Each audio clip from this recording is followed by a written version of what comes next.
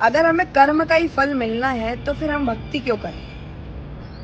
क्योंकि काफी सारे लोग ये कहते हैं कि यार अगर आप भक्ति करोगे तो आपको उसका अच्छा परिणाम मिलेगा। अरे तो भाई साहब, अगर हम कर्म अच्छे करेंगे तो हमको अच्छा फल मिलेगा, तो भक्ति क्यों करें?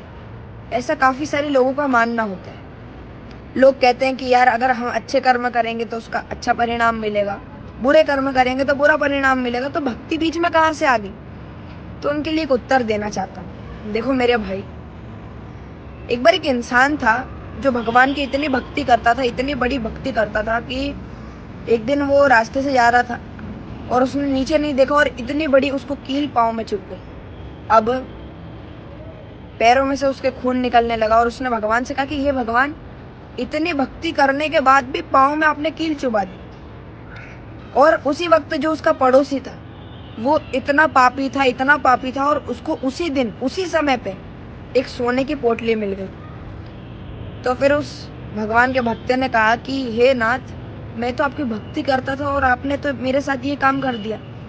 और वो पड़ोसी जो भगवान की भक्ति करता ही नहीं, आपकी भक्ति करता ही नहीं, उसे तो यार इतना सोना मिल गया, इतना धन मिल गया। तो भगवान ने जवाब दिया और भगवान ने कहा कि अरे सुन पगले, उस जुआरी ने, उस तेरे पड़ोसी ने पिछले जन्म में इतने अच्छे कर्म किए थे, इतने अच्छे कर्म किए थे कि आज वो राजा बन जाता, आज वो इतना धनवान बन जाता कि तुम्हारे पूरे गांव को खरीद ले, इतना अमीर बन जाता वो। लेकिन उसे सिर्फ एक सोने की पोटली मिली। क्यों? क्योंकि उसने इतने बुरे कर्म कर दिए इस जन्म में।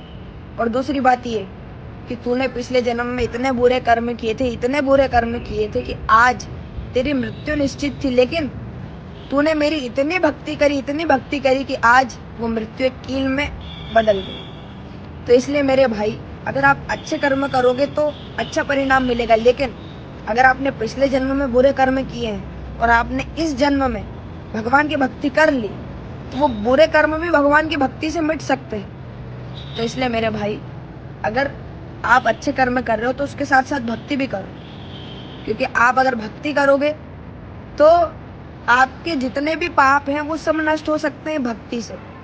और इस रील को, अगर ये बात आपको भी पसंद आई हो तो इस रील को ज़्यादा से ज़्यादा शेयर कीजिएगा। और आप सभी को जय श्री श्याम, जय श्री राधे।